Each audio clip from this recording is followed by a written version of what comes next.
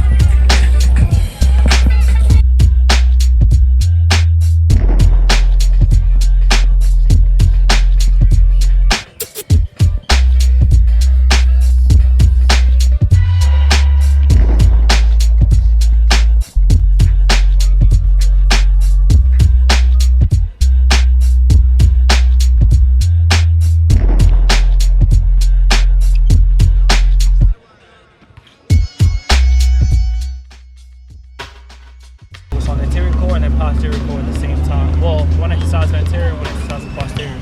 So I'm going to demonstrate the anterior core exercise. These are V-sits or toe touches, whatever you want to call them. Basically, you're going to lie on the ground, flat, hands above the head, and all you're trying to do is get the toes to touch the fingertips. So all you're going to do is 1, 2, and so forth and so forth. So we're going to do that for 20 seconds. Then we're going to take a 10-second break.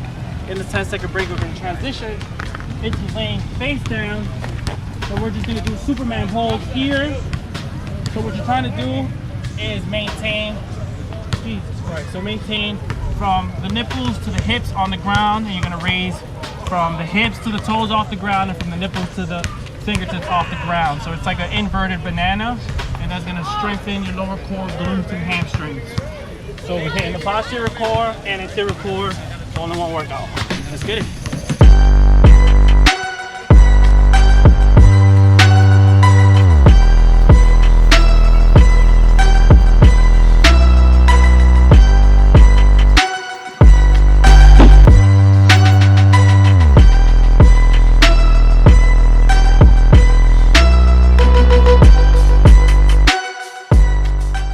So let me see you just get into a handstand. Here.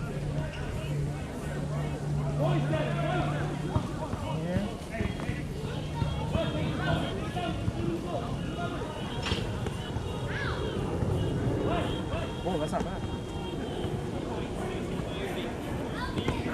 Whoa. So in my personal opinion, don't quote me on this, but my personal opinion, I think walking is easier than just holding it. First tip basically is you gotta get your hands spread out wide and grip the floor, right? Everybody knows that. You gotta grip the ground, boom. But holding it takes so much core strength, so much like stability in the shoulders. I preferably like to walk first or try to get movement first. And then once you're comfortable with shoulders, elbows and wrists being in the upright position, then you're gonna be a little stronger to be able to hold yourself up. For example, all right, so let's do it together now. So basically, instead of, you gotta get used to the momentum and the feeling of falling down. Like if you're ever just gonna fall down, just twist and land like this way. Don't just like try to land on your back. Let's do it on the rubber, that shit hurts. Alright, so what you're kind of saying also is that use the momentum of the fall to keep yourself going forward. Take another step. Exactly. Let's get it.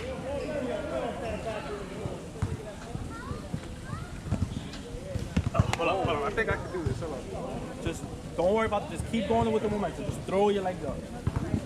There we go. Look, you see? You see?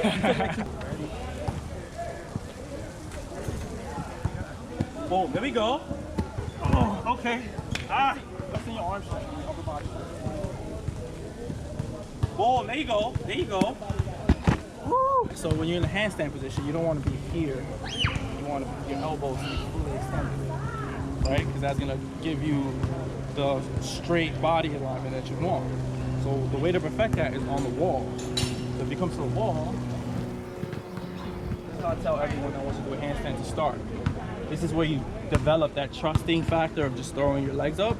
So you just come to the wall, throw your legs up, and hold it. So you see how my shoulders are fully extended. Yeah. Everything is aligned. My wrists, my shoulders, my hips, my ankles. Everything is like in a straight line. So here, you can hold this. You can do little elevated scapular push-ups here. And all of this is gonna strengthen your wrists, your elbows, your shoulders to be in this position to be able to hold it. And then once you're comfortable, you can start like doing knees. So don't worry about the hamstrings so much. And then just come in from right here. And then boom, there you go. And now extend your elbows. All the way, yes. You see how when you extended your elbows, you're gonna get strong enough and adapt enough that this is gonna be easy. The mount is the hardest part, because that's the part that gets everybody scared. But once you're able to just here, then you could like control it and walk backwards and do everything. That's the hardest, that's like the scariest part. I got a dad joke. What's the two most comical muscles? Or bones? Two most comical bones in your body. I don't know. Cameraman? Camerawoman? Got anything? No? The two most comical bones.